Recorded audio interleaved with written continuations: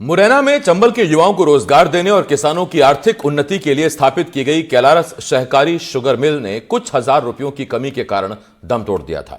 इससे सैकड़ों कर्मचारी बदहाल हो गए। वहीं क्षेत्र के गन्ना उत्पादक किसानों का काफी पैसा भी प्रबंधन के पास रह गया, जिसके बाद से ही इस क्षेत्र में किसान परेशान है और युवा बेरोजगार। ये रिपोर्ट देखिए।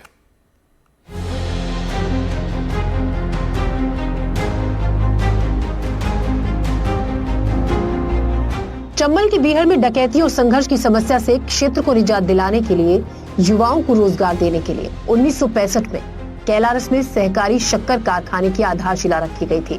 इस इकाई में 6 साल बाद शुगर का उत्पादन शुरू हुआ। चंबल आंचल के लगभग 100 किलोमीटर क्षेत्र के 25,000 किसानों ने इस कारखाने में अपना अंशदान दिया।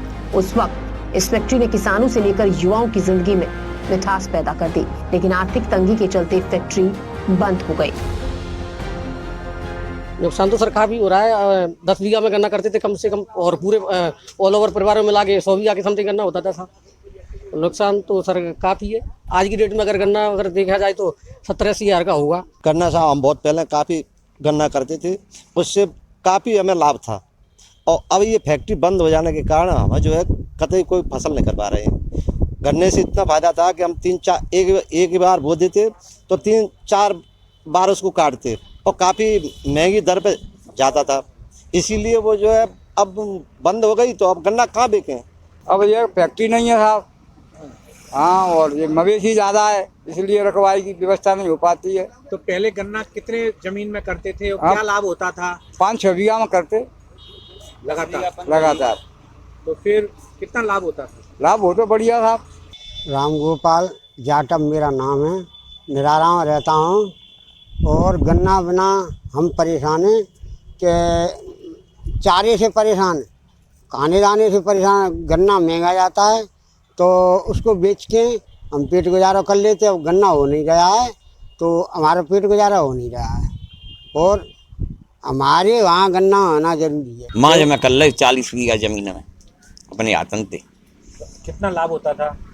लाभ हो तो अब आज की क्या स्थिति है? अब तो घाटे में।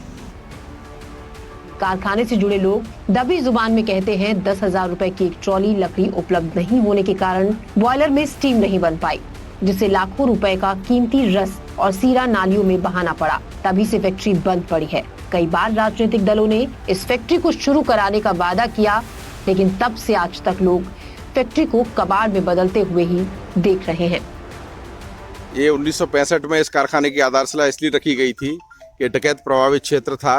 डकैत समस्या के हल करने के लिए, बेरोजगार नौजवानों को रोजगार देने के लिए, किसानों की उन्नति के लिए ये कारखाने की आधारशिला रखी गई। किसानों ने अपने जानवर बेच करके, अपना जेवर बेच करके और अपनी ज़मीनें बेच करके इस कारखाने के शेयर खरीदे। 23,000 किसान इससे जुड़े, भिंड से लेकर के और श्योपुर तक। और उसके बाद कुछ सोसाइटियों ने भी इसके लिए अंशदान दिया। ये कारखाना 71-72 में शुरू हुआ और लगातार तब से इस क्षेत्र में विकास की नई धारा प्रभावित हुई। कैलारस का विकास हुआ, जिले का विकास हुआ, क्षेत्र का विकास हुआ। लेकिन जब से इस पर नेताओं की और भूमाफियाओं की गिद्ध दृष्टि लगी है, तब से इस कारखाने पर को बाजरे का एक कारखाना शिकार हो रहा है। 2008 में बंद हुआ, 2010-11 में पूरी तरह से बंद हो गया, और उसके बाद से हम लोग लगातार इसको चालू करने की मांग कर रहे हैं। कैलारस मुख्यालय में जब यहाँ सहकारी शुगर मिल स्थापित हुई थी, तब इसमें 25,000 शेयर होल्डर थे, जो बंद होने तक मात्र 2300 जीवित रह गए थे। इनमें से भी अधिकांश सदस्य इस दुनिया में नहीं हैं। इनके परिजनों को शेयर होल्डर के लिए नामांकित नहीं किया गया है। इसके बावजूद भी शेयर होल्डर्स के परिजन शुगर फैक्ट्री को शुरू कराने के लिए किसानों के साथ संघर्ष कर रहे हैं।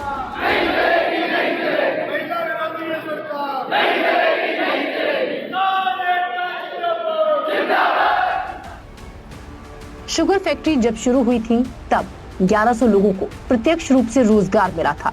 साल 2008 में कार्यरत कुछ दर्जन कर्मचारियों को अन्य विभागों में डेपुटेशन पर भेज दिया था। वहीं शेष 40 कर्मचारियों ने फैक्ट्री को चलाने के लिए अपना संघर्ष जारी रखा। हालांकि बंद होने से आज तक 13 साल के दौरान इन कर्मचारियों को एक भी पैसा पेंशन या मालिकाना हक के रूप में नहीं मिला। लोगों ने उच्च न्यायालय की शरण ली। 59 कर्मचारियों को 3 साल के ब्याज सहित लगभग 2 करोड़ की राशि के भुगतान के लिए हाई कोर्ट ने आदेश दिया। इसके लिए फैक्ट्री के फार्म हाउस की 4 बीघा कृषि भूमि बेचने के लिए 3 से 4 बार प्रयास किया गया, लेकिन सफलता नहीं मिली। इस भूमि की बिक्री को रोकने के लिए बीते माह 3 बार आंदोलन के साथ धरना प्रदर्शन भी हुआ। आंदोलन में शामिल सभी लोग हर हाल में फैक्ट्री को वापस से शुरू करने की मांग कर रहे हैं। 79 में मेरी नौकरी लगी थी, जब हम यहाँ शक्कर मिल में, कैलाश शक्कर मिल में। उसके बाद में 79 से हम 11 से कर्मचारी थे। अब वर्तमान में बंद होने पे 2008 में 40 रह गए थे। इसके बाद अब 10 कर्मचारी काम कर रहे हैं। इनके लिए कोई पेंशन नहीं, कोई वेतन नहीं, कोई कुछ भी नहीं मिला है अभी तक। बंद साहब, कारखाने में कुछ लकड़ी की कमी आई, इसलिए बदल सिस्टम डाउन होने के कारण बंद हो गई। तो ये आपको पैसा वैसा मिला है? नहीं मिला है सर। तो कैसे काम चल रहा है? तनख्वाह मिलती है? मिलती है, कभी नहीं मिलती है। तो अभी क्या कर रहे हैं आप? कर रहे हैं, सिक्योरिटी में काम कर रहे हैं। लगातार कई वर्षों से शक्कर कारखानों को बचाने के लिए लगातार सतत आंदोलन में शामिल हैं और 3 से 4 बार हम जेल जा चुके हैं। 5 बार इस शक्कर कारखाने की भूमि की नीलामी की गई और हमने 5 बार बहुत ताकत से अपना विरोध दर्ज कराया। हमारे क्षेत्र के किसानों ने, युवाओं ने प्रण ले रखा है कि शक्कर कारखाने को पुनः प्रारंभ नहीं जाकर जब तक कराए थे, जब तक इस लड़ाई में अपना सर्वस्व झोंकने के लिए तैयार है। हर बार मुख्यमंत्री आते हैं, बड़े बड़े नेता आते हैं, सांसद आते हैं और यहाँ पे घोषणा करके जाते हैं कि कारखाने को पुनः प्रारंभ किया जाएगा। यह केवल एक चुनावी जुमला बन के रह गया है।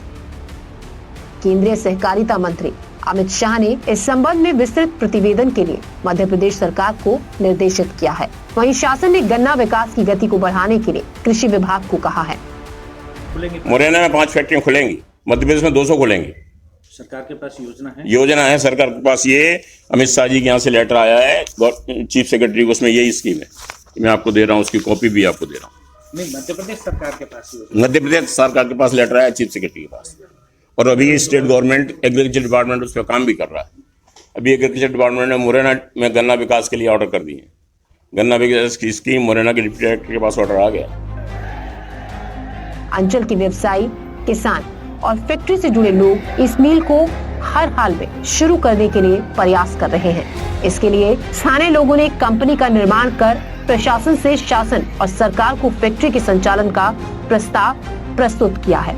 इससे पहले साल 2008 में जब फैक्ट्री बंद हुई थी, तब भी जनप्रतिनिधियों, व्यवसायियों, कर्मचारियों और किसानों ने 75 लाख रुपए की राशि जुटाकर दोबारा फैक्ट्री को शुरू करवाया था। मैंने नया प्रयोग किया था, अपने दस्तखत से पीडीसी जारी करके 75 लाख रुपए इकट्ठे किए थे जनता से, जो नॉर्मली कोऑपरेटिव एक्ट के हिसाब से नहीं करना चाहिए। मुझे उन्होंने अधिकृत किया था, त्रिपाठी जी ने, केसी जी ने, कि जिम्मेदारी आपकी होगी कि पैसे वापस नहीं होंगे। मैंने कहा मैं करूँगा, मैं पहाड़ का रहने वाला हूँ, लेकिन मेरे रहते बंद नहीं होना चाहिए। 75 लाख रुपये इकट्ठे किए। मैं धन्यवाद दूंगा मेहरबान सिंह को, उसने उसमें सबसे ज़्यादा सहयोग किया। अपनी तरफ से 5 लाख रुपये दिए और लोगों से पैसे जमा कराए। मुरारीलाल दुबे से पैसे लिए, शिवदयाल साणी से लिए, मायाराम शर्मा से लिए। जितने लोग मेरे संपर्क वाले थे उनसे 75 लाख रुपये इकट्ठे किए। फैक्ट्री चलाई, लगभग 80,000 बोरी बनी। क्षेत्र के किसान आज भी इंतजार कर रहे हैं कि फैक्ट्री शुरू होगी तो वो गन्ने का उत्पादन शुरू करेंगे, जिससे उनकी आर्थिक दशा में बदलाव आएगा। किसान गन्ना फसल को परंपरागत खेती से बेहतर मानता है, क्योंकि गन्ने की फसल में लागत कम और मूल्य अधिक मिलता है। फिलहाल किसानों को अभी और कितना इंतजार करना होगा, इस सवाल का जवाब भविष्य की गोद में है। एनडीटीवी के लिए उपेंद्र गौतम की रिपोर्ट।